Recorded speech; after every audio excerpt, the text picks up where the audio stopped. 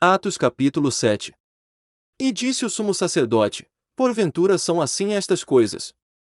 Estevão respondeu: Irmãos e pais, ouvi. O Deus da glória apareceu a nosso pai Abraão, estando ele na Mesopotâmia, antes de habitar em Harã. E disse-lhe: Sai da tua terra e dentre a tua parentela, e dirige-te à terra que eu te mostrar. Então saiu da terra dos caldeus e habitou em Harã. Dali, depois que seu pai faleceu, Deus o trouxe para esta terra em que vós agora habitais. E não lhe deu nela herança, nem sequer o espaço de um pé, mas prometeu que lhe a daria em possessão, e depois dele a sua descendência, não tendo ele ainda filho. Pois Deus disse que a sua descendência seria peregrina em terra estranha e que a escravizariam e maltratariam por 400 anos. Mas eu julgarei a nação que os tiver escravizado, disse Deus, e depois disto sairão, e me servirão neste lugar. E deu-lhe o pacto da circuncisão, assim então gerou Abraão a Isaque, e o circuncidou ao 8º dia, e Isaque gerou a Jacó, e Jacó aos 12 patriarcas. Os patriarcas, movidos de inveja, venderam José para o Egito, mas Deus era com ele. E o livrou de todas as suas tribulações, e lhe deu graça e sabedoria perante Faraó, rei do Egito, que o constituiu governador sobre o Egito e toda a sua casa. Sobreveio então uma fome a todo o Egito e Canaã, e grande tribulação, e nossos pais não achavam alimentos. Mas tendo ouvido Jacó que no Egito havia trigo, enviou ali nossos pais pela primeira vez.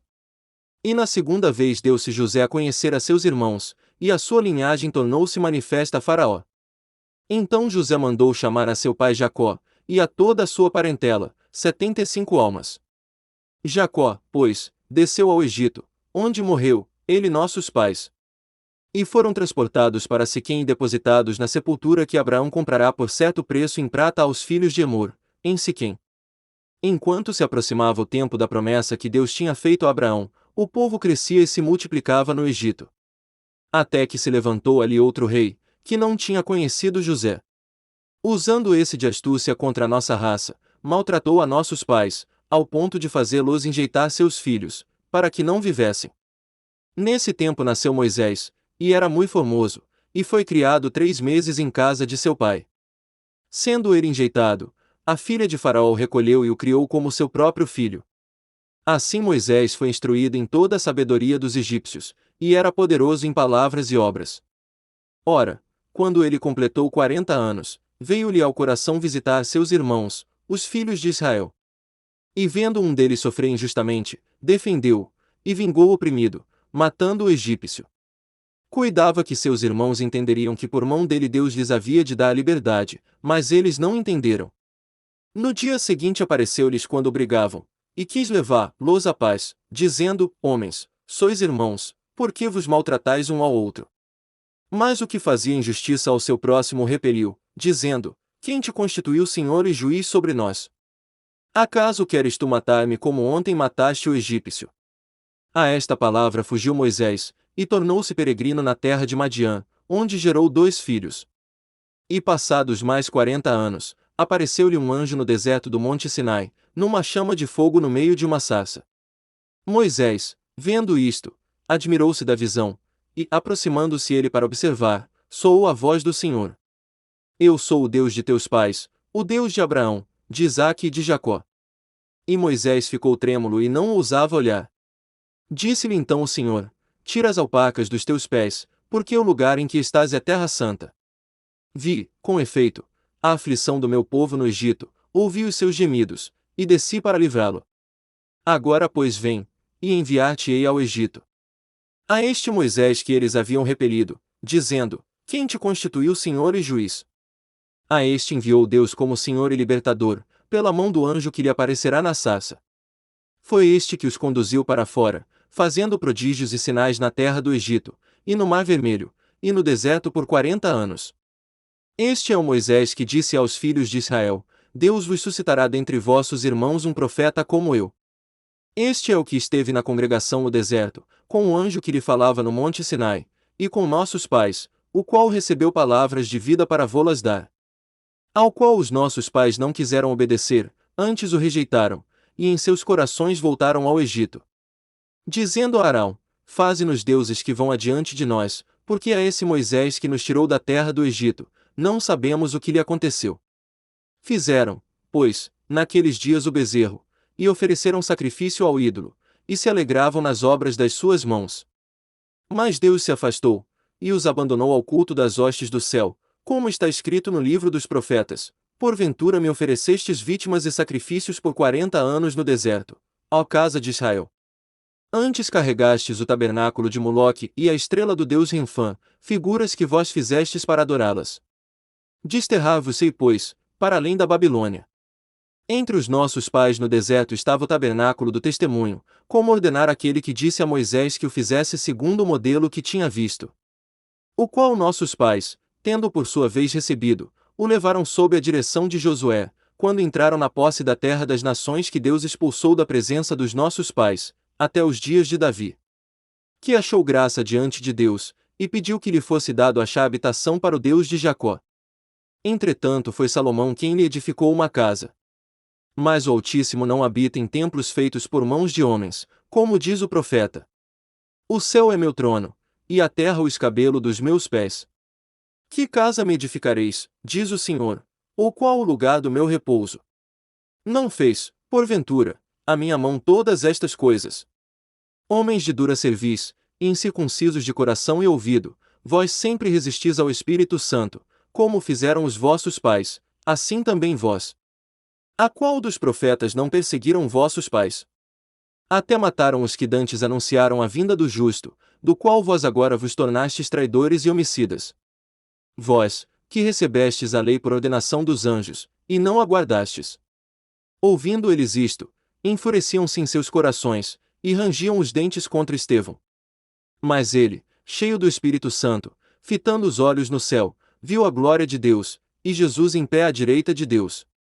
E disse: Eis que vejo os céus abertos, e o Filho do Homem em pé à direita de Deus. Então eles gritaram com grande voz, taparam os ouvidos, e arremeteram unânimes contra ele. Capítulo 4. Jesus sabia que os fariseus tinham ouvido dizer que ele batizava e fazia mais discípulos que João, embora Jesus mesmo não os batizasse, e sim seus discípulos. Assim deixou a Judéia e voltou para a Galiléia. No caminho, teve de passar por Samaria. Chegou ao povoado samaritano de Sicar, perto do campo que Jacó tinha dado a seu filho José. O poço de Jacó ficava ali, e Jesus, cansado da longa caminhada, sentou-se junto ao poço, por volta do meio-dia. Pouco depois, uma mulher samaritana veio tirar água, e Jesus lhe disse: Por favor, dê-me um pouco de água para beber. Naquele momento, seus discípulos tinham ido ao povoado comprar comida. A mulher ficou surpresa, pois os judeus se recusam a ter qualquer contato com os samaritanos. Você é judeu e eu sou uma mulher samaritana, disse ela a Jesus. Como é que me pede água para beber? Jesus respondeu: Se ao menos você soubesse que presente Deus tem para você, e com quem está falando, você me pediria, e eu lhe daria água viva. Mas você não tem corda nem balde e o poço é muito fundo, disse ela. De onde você tiraria essa água viva? Além do mais, você se considera mais importante que nosso antepassado Jacó, que nos deu este poço? Como pode oferecer água melhor que esta, que Jacó, seus filhos e seus animais bebiam?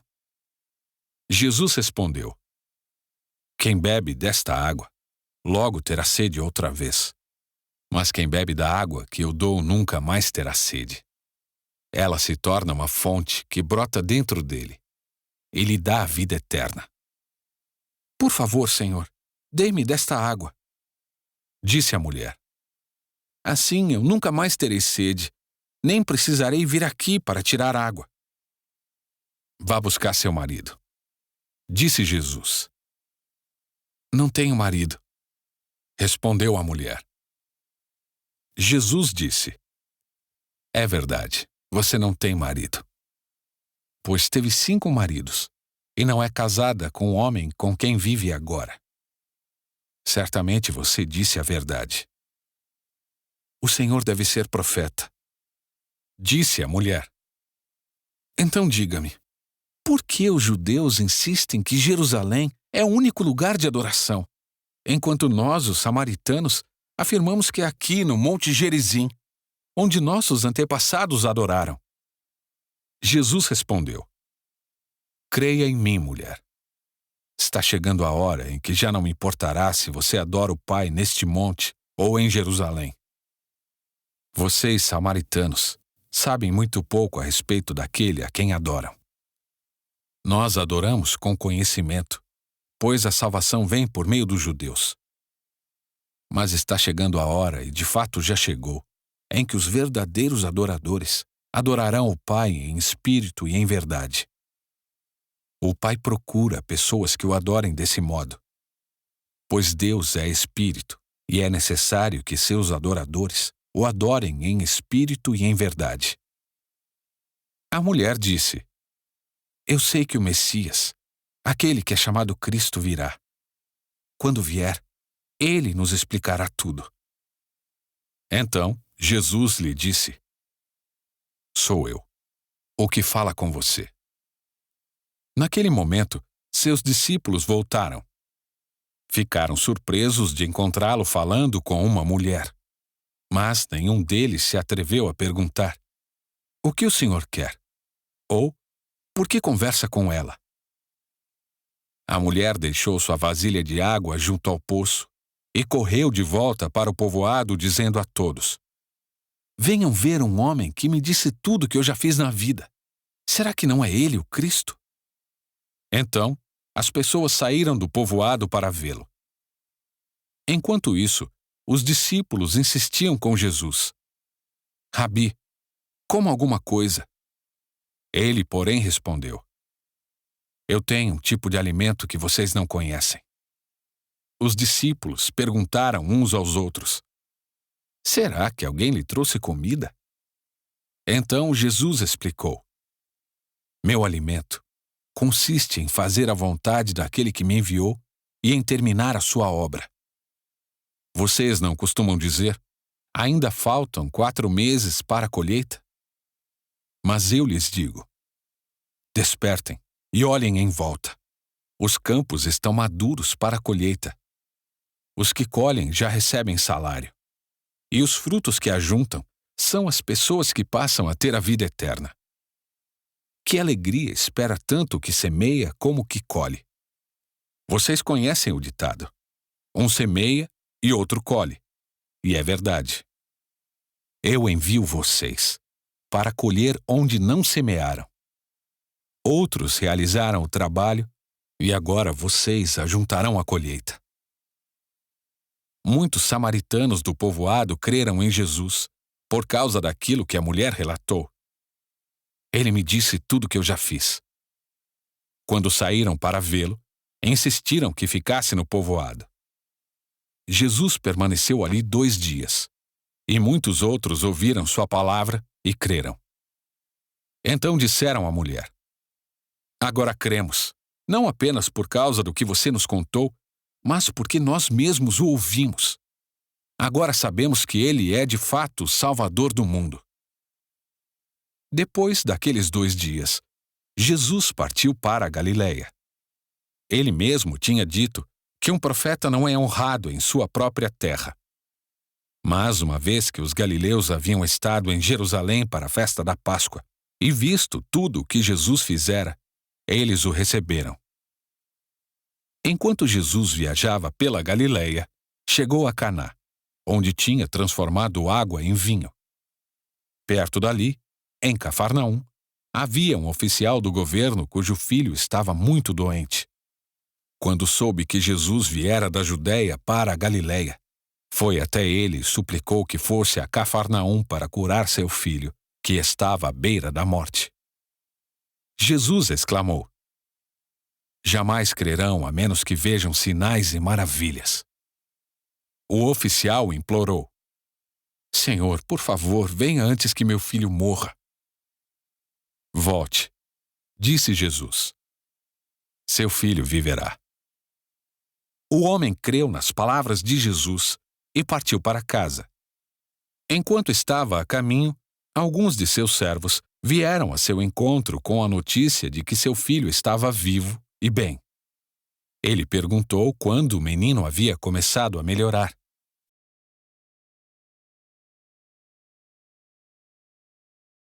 Capítulo 24.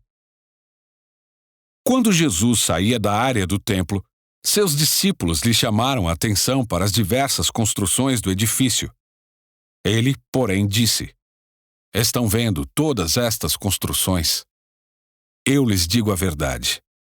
Elas serão completamente demolidas. Não restará pedra sobre pedra. Mais tarde, Jesus sentou-se no Monte das Oliveiras. Seus discípulos vieram até ele em particular e perguntaram: Diga-nos, quando isso tudo vai acontecer? Que sinal indicará sua volta e o fim dos tempos? Jesus respondeu: Não deixem que ninguém os engane, pois muitos virão em meu nome dizendo: Eu sou o Cristo, e enganarão muitos. Vocês ouvirão falar de guerras e ameaças de guerras, mas não entrem em pânico. Sim, é necessário que essas coisas ocorram, mas ainda não será o fim. Uma nação guerreará contra a outra, e um reino contra o outro. Haverá fome e terremotos em várias partes do mundo. Tudo isso, porém, será apenas o começo das dores de parto. Então vocês serão presos, perseguidos e mortos. Por minha causa serão odiados em todo o mundo. Muitos se afastarão de mim e trairão e odiarão uns aos outros. Falsos profetas surgirão em grande número e enganarão muitos. O pecado aumentará e o amor de muitos esfriará. Mas quem se mantiver firme até o fim será salvo. As boas novas a respeito do reino serão anunciadas em todo o mundo, para que todas as nações as ouçam. Então virá o fim. Chegará o dia em que vocês verão aquilo de que o profeta Daniel falou: a terrível profanação, que será colocada no lugar santo. Leitor, preste atenção. Quem estiver na Judeia, fuja para os montes. Quem estiver no terraço no alto da casa, não desça para pegar suas coisas. Quem estiver no campo, não volte nem para pegar o manto. Que terríveis serão aqueles dias para as grávidas e para as mães que estiverem amamentando. Orem para que a fuga de vocês não seja no inverno nem no sábado, pois haverá mais angústia que em qualquer outra ocasião desde o começo do mundo, e nunca mais haverá angústia tão grande. De fato, se o tempo de calamidade não tivesse sido limitado, ninguém sobreviveria. Mas esse tempo foi limitado por causa dos escolhidos. Portanto, se alguém lhes disser: Vejam, aqui está o Cristo, ou ali está ele, não acreditem. Pois falsos cristos e falsos profetas surgirão e realizarão grandes sinais e maravilhas, a fim de enganar, se possível, até os escolhidos. Vejam que eu os avisei disso de antemão. Portanto, se alguém lhes disser: Ele está no deserto, nem se deem ao trabalho de sair para procurá-lo. E se disserem: Está escondido aqui, não acreditem, porque assim como o relâmpago lampeja no leste e brilha no oeste, assim será a vinda do Filho do Homem. Onde estiver o cadáver, ali se ajuntarão os abutres. Imediatamente depois da angústia daqueles dias, o sol escurecerá, a lua não dará luz, as estrelas cairão do céu, e os poderes dos céus serão abalados. Então, por fim, aparecerá no céu o sinal da vinda do Filho do Homem, e haverá grande lamentação entre todos os povos da terra. Eles verão o Filho do Homem vindo nas nuvens do céu com poder e grande glória. Ele enviará seus anjos com um forte sopro de trombeta, e eles reunirão os escolhidos de todas as partes do mundo, de uma extremidade à outra do céu. Agora aprendam a lição da figueira. Quando os ramos surgem e as folhas começam a brotar, vocês sabem que o verão está próximo. Da mesma forma, quando virem todas essas coisas, saberão que o tempo está muito próximo, à porta. Eu lhes digo a verdade: esta geração certamente não passará, até que todas essas coisas tenham acontecido. O céu e a terra desaparecerão, mas as minhas palavras jamais desaparecerão. Contudo, ninguém sabe o dia nem a hora em que essas coisas acontecerão. Nem mesmo os anjos no céu, nem o Filho. Somente o Pai sabe. Quando o Filho do Homem voltar, será como no tempo de Noé. Nos dias antes do dilúvio, o povo seguia sua rotina de banquetes, festas e casamentos, até o dia em que Noé entrou na arca. Não perceberam o que estava para acontecer, até que veio o dilúvio e levou todos. Assim será na vinda do Filho do Homem. 2 homens estarão trabalhando juntos no campo, um será levado e o outro deixado. 2 mulheres estarão moendo cereal no moinho, uma será levada e a outra deixada. Portanto, vigiem, pois não sabem em que ocasião o seu senhor virá. Entendam isto. Se o dono da casa soubesse exatamente a que horas viria o ladrão, ficaria atento e não permitiria que a casa fosse arrombada. Estejam também sempre preparados, pois o Filho do Homem virá quando menos esperam. O servo fiel e sensato é aquele a quem seu senhor encarrega de gerir os outros servos da casa e alimentá-los. Se o senhor voltar e constatar que o servo fez um bom trabalho, haverá recompensa. Eu lhes digo a verdade: ele colocará todos os seus bens sob os cuidados desse servo. O que acontecerá, porém, se o servo for mau e pensar: meu senhor não voltará tão cedo, e começar a espancar os outros servos, a comer e a beber e se embriagar? O senhor desse servo voltará em dia que não se espera, e em hora que não se conhece. Cortará o servo ao meio, e lhe dará o mesmo destino dos hipócritas. Ali haverá choro